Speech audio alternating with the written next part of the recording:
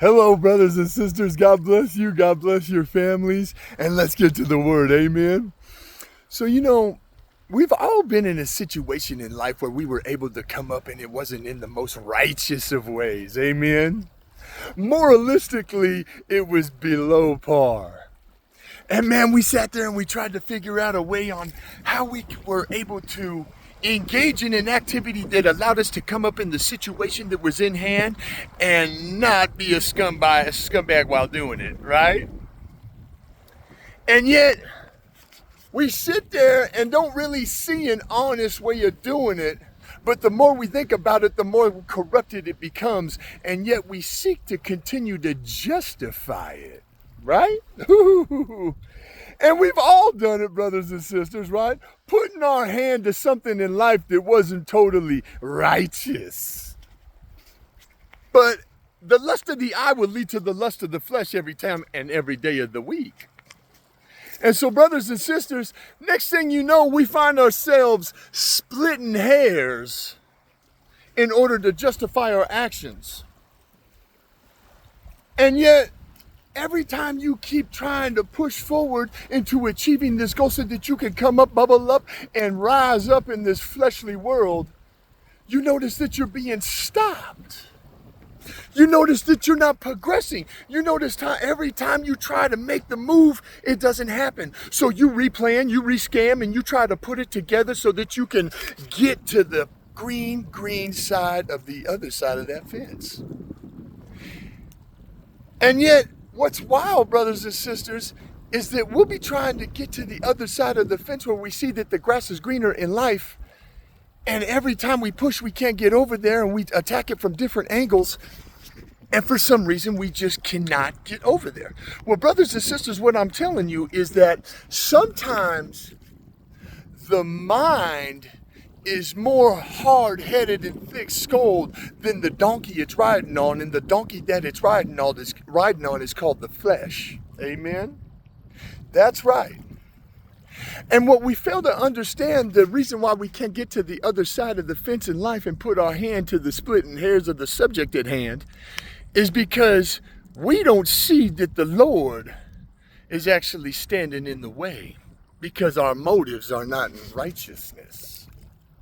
And we're not, this ain't just happens all of a sudden. Brothers and sisters, Numbers 22:22, starting there, and I'm just paraphrasing.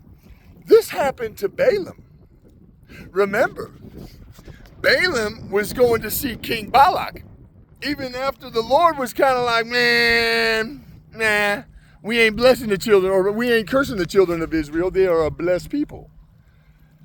But see, the Lord knew the heart of Balaam and knew that he was trying to go there and split hairs and still be on the side of God and yet help Balak so that he could gain riches. Amen? And so he was split-minded, and we know that you can't do that. So what happened? As Balaam's riding the donkey, all of a sudden the donkey stops. All of a sudden the donkey stops, and what's he do? He starts pressing forward. He's whipping that donkey out. He's beating that donkey out, yet it's not moving.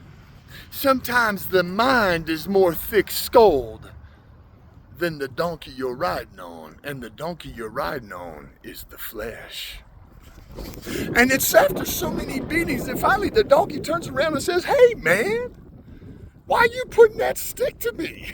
You feel me? And what's wild to me, brothers and sisters, is that Balaam doesn't find it odd that the donkey's talking to him. He just says, "Do what I tell you," right? Balaam didn't see that the Lord, an angel of the Lord, was standing in front of him with a sword in his hand. And it was only then that the Lord opened Balaam's eyes so that he could see the angel. And the angel checked him, because the Lord always knows our hearts. So, brothers and sisters, back to trying to get to the other side of the fence where the grass is greener, now that we can relate with Balaam, right? Brothers and sisters, if you keep pushing towards that, if you keep pushing, trying to get ahead and get to the other side of the fence where the grass is greener in life, don't be surprised when the Lord allows you to do it, right? And then don't be surprised when you get to the other side of the fence and you're standing on that green grass and you notice it stinks. It stinks bad. And the reason why it was so green is because the dogs, the wicked, the unbelievers, and all your haters been crapping all over it. And now you are left standing in a big old pile of steaming. Amen. So keep your eyes and ears on the Lord. Don't be splitting hairs. Amen. God bless you. God bless your families. And let us all love each other the same way the Lord loves us. It's eternally, I promise.